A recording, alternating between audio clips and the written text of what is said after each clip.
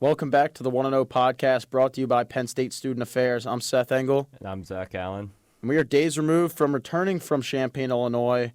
And now we're looking ahead to the whiteout game, Penn State playing Iowa on Saturday. We'll go over a lot of topics today. We'll talk about Penn State and whether their offensive struggles against the Illini are legit. We'll talk about whether Penn State does have the best secondary in the nation after tallying 4 interceptions against Illinois. We'll give a little Iowa preview. That's a depleted offense. And then we'll, kind of discuss what a rainy whiteout could look like in Beaver Stadium. Zach, after Penn State's first 2 games, it didn't look like there was much weakness from Drew Aller in that offense, especially when you pair in running backs Nick Singleton and Katron Allen.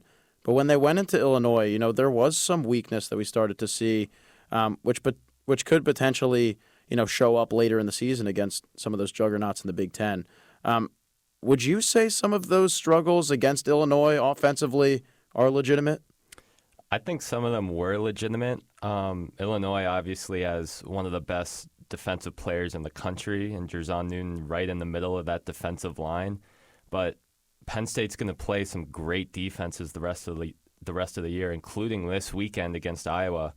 And in the first half, there really wasn't anything going on. Penn State had 61 rushing yards on 21 attempts in the first half. And they just didn't look as sharp as they did the first 2 weeks. Now, granted, the week before that was against an FCS team in Delaware, and it's not every week you're going to score 63 points. But yeah, I think the first half especially, because they did kind of recover in the second half. The Katron had over 4 yards of carry at the end. I think the team had 3 rushes of more than 15 yards in the second half. But, especially this weekend against an Iowa defense that's known year in and year out to be solid and locked down on pretty much every level, I think it is a little concerning that it was as hard as it was against Illinois. Now, Illinois is no slouch at all. Last year they had one of the best defenses in the country. Granted, they didn't have Devin Witherspoon this year.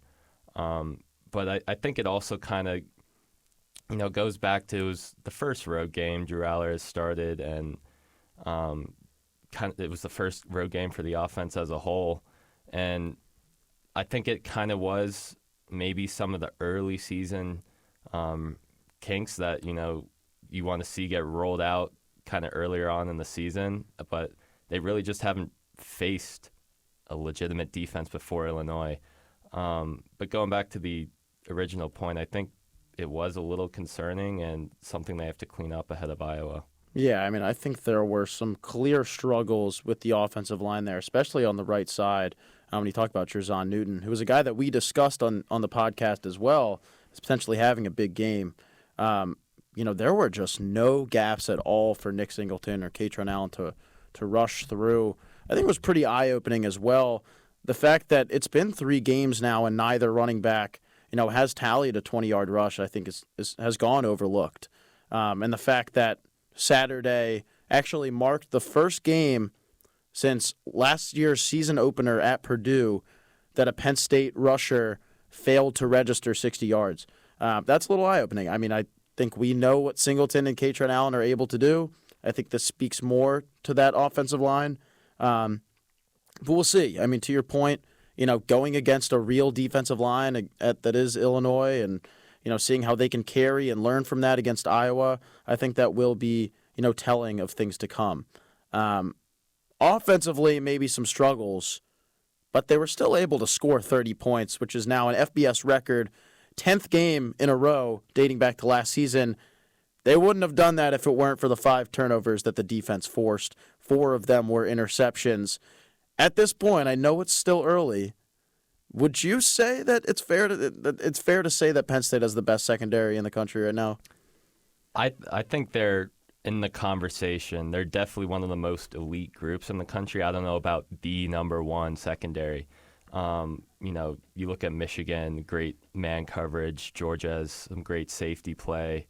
But Penn State really can lock it down. And like you said, they had 4 interceptions. 3 of them were by defensive backs. And it's kind of just, it's not one guy. Like you have Kalen King, who's obviously one of the best cornerbacks in the country. But then you go farther down the list, there's Johnny Dixon, Cam Miller had an interception, Daquan Hardy in his first game back. And then you look at the safeties, they have 4 safeties that I think could start on any given day. And I think it is fair to put them up there. I mean, you look at last season, Kalen King had 18 pass breakups. That was number 3 nationally. Johnny Dixon had 10 of his own, and now he's coming back for another year.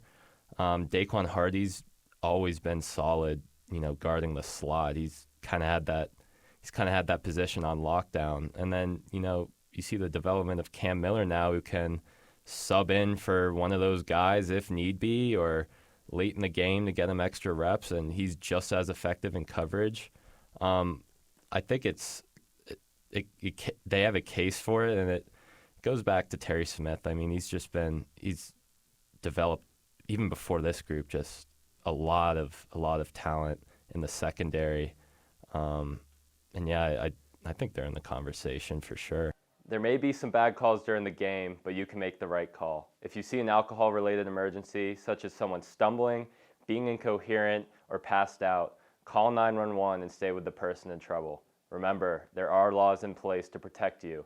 Penn State's Responsible Action Protocol protects students seeking out help for their peers. If you do choose to drink, do it safely. Drink some water and eat a snack. Set a limit and take your time. Look out for yourself and for others. No matter how you celebrate a Penn State win, do it safely. Yeah, I mean, it's a testament to what Terry Smith and Anthony Poindexter have been able to do over the past few years, because if you even look back to 2019 when they won the Cotton Bowl, I mean, the glaring hole on that team was the secondary, specifically the cornerbacks. To now look a couple years ahead, and we're in 2023, and Penn State's secondary, it looks very strong. And this is a secondary that's been strong with Kalen King, their All-American cornerback, only being targeted 13 times. So, I mean, what that shows to, offensive coordinators nationally is, okay, you don't have to throw to Kalen King if you don't want to test him. But then you're going to also have to, test Johnny Dixon, and Daquan Hardy's now back as well, like you said. Cam Miller, guys off the bench. It's a very deep room, and it's a room that I think, has performed, very well so far. And against an Iowa team, I know we'll talk about a little more as we start our preview, but that's an Iowa team that struggles offensively, historically. And this year especially, wide receiver play isn't their strong suit. They're a team that likes to play action and, go to their tight ends. Let's go into that a little bit. What do you see from Iowa right off the bat? What should the people kind of know before Saturday? It's like they are every year. They struggle offensively, and now you look at last week, they scored 41 points on Western Michigan, but Western Michigan is a bottom 10 scoring defense in the entire FBS. Out of 133 teams now, they're number 125, I think it was. And so when you look at that, it's kind of like, well, all right, 41 points is kind of not as impressive.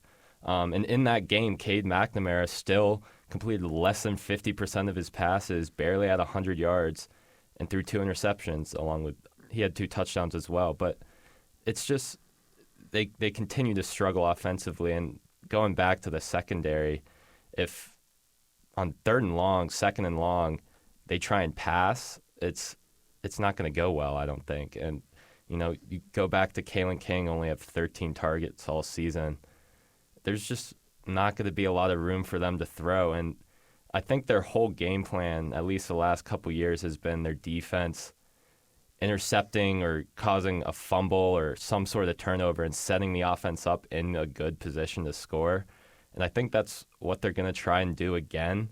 Now, whether they're able to do that or not, we'll see. But I was still, that same defensive-minded, strong defensive team that can give teams trouble, some good teams trouble. That's why, you look over the years at their upsets at home, it's largely on the backs of their defense. And so I think what fans should expect is really a defensive game between both teams. I think Penn State probably has more fire. They definitely have more firepower offensively. It just comes down to whose defense plays better. Right. I do agree. It is going to be a defensive battle, especially considering that's the backbone of Iowa's ideology, and that's what Kirk Ferentz does. I mean, their offensive coordinator, Brian Ferentz, he has a clause in his contract right now that his contract will expire if Iowa does not average 25 points per game this year. So I think that says a lot about the state of that program and how they've kind of built things and run the ship over the past few years. But, at the same time, Iowa has beaten Penn State the last two meetings. So it's an interesting program. It's a program you can never rule out. The only difference this year between the past couple of years is the fact that Iowa's going to be down their top two running backs, Caleb Johnson and Jazz Patterson, as well as their leading receiver, Luke Lachey. And Lachey's a guy, I mentioned the play action and going to the tight end. Lachey was a huge part of an offense that was already struggling. So with him gone, now you have to go to Eric All, who's their backup tight end, and look at him more than maybe you would have. And Lachey was off to a great start. He's probably an NFL draft pick next year if he's able to recover quickly. That does something to your offensive scheme, and that's something I don't think people should overlook in this game. In a game where the winner is the team that puts more points on the board, Iowa has already struggled with that with their healthy starting front. Now that they're a little depleted, I think Penn State, which is an offense, like I said before, that has scored 30 points in its last three matchups, I think Penn State has a pretty significant edge. And I think we've seen that, in the betting lines too. It's a 14.5-point spread. If you were a betting man, would you take that spread, that 14.5 spread? I think I would, just considering Penn State's history of covering the spread, but I think I'd have to sweat a little bit. I mean, you mentioned the running backs being out too, not just Luke Lachey, but I think they only have one healthy running back now. It's LaShawn Williams, and he did have a good game against Western Michigan, but again, Western Michigan's not a legitimate defense. And I think Eric All subbing in won't be too much of a burden on them, considering he was already their second leading receiver. But now it's about who fills in the second tight end now. They have to go to their third string, like you said, in an already depleted offense with a quarterback that didn't play well against Western Michigan. And so, yeah, I think just that alone, you have to score points to win. You can't just expect your defense to get, 2 pick sixes, another fumble in opposing territory and expect to win the game, especially in a whiteout where that's a whole nother thing. You talk about the injury absences. Now you have 107,000 people at least, all in white, screaming at the quarterback, trying to get in his head, trying to, disable the offense, basically. And I think they will struggle, and I think, like you said, Penn State's consistently been able to score 30. Whether they do that against Iowa or not, we'll see. But I think they will cover the 14.5-point spread. Yeah, I agree. I think, Drew Aller last week, he faced the top defensive line he had seen as starter so far. This week it's going to be top secondary. I don't think he's really shown any reason not to believe in him in the face of adversity, considering his poise in the pocket has been, pretty unbelievable for a guy that's only started 3 games. I don't think he really cracks at all. The offense wasn't playing that well, and he was getting pressured. And he still looked strong, I think kind of exemplified by that end of the first half 33-yard pass to Liam Clifford, set up that last-second field goal. That kind of showed a lot of what Drew Aller is capable of. And I think against another great defense in Iowa, I think Aller is still going to be able to, work with what he has, work with what's in front of him, despite the fact that it's a strong defense. Yeah, I think the philosophy defensively for Penn State's first 3 opponents has been to make Aller beat them, and that has probably contributed to some of the running game's poor numbers through the first 3 games. But like you said, that pass to Liam Clifford right before the half, I think, kind of showed Illinois, like, hey, this kid can beat you. And maybe it opened them up a little more in the second half, but we'll see if Iowa still has that same philosophy. Yeah. So with that, let's go to score predictions here. I know we talked about the spread. You think they're going to cover. Where do you think this score is going to end up on Saturday? Yeah, I originally thought 24-13 just because, I don't know, I thought Iowa's defense might have a chance to slow them down enough. But the more I talk about, the injuries to Iowa's offense, rainy weather, the whiteout, Penn State's defense, I think it'll be more around like 27-7, 24-7, somewhere around there. I don't think Iowa's scoring 2 touchdowns, and I think that's how they're going to cover the spread. It's just defense. Yeah, I think Iowa's going to struggle offensively. And I think Penn State is going to surprise offensively. I think the ground game is going to come to life. It is very surprising there hasn't been a 20-yard rush yet this year from Allen or Singleton. I will say that.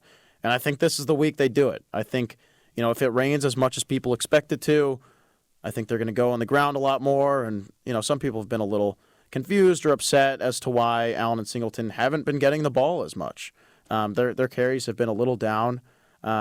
Also partially to your point about, the game plan being to stop the run instead of, stop Aller. I think Penn State's going to handle business. I think 27-10. I think Iowa's offense is already, pretty bad, respectfully.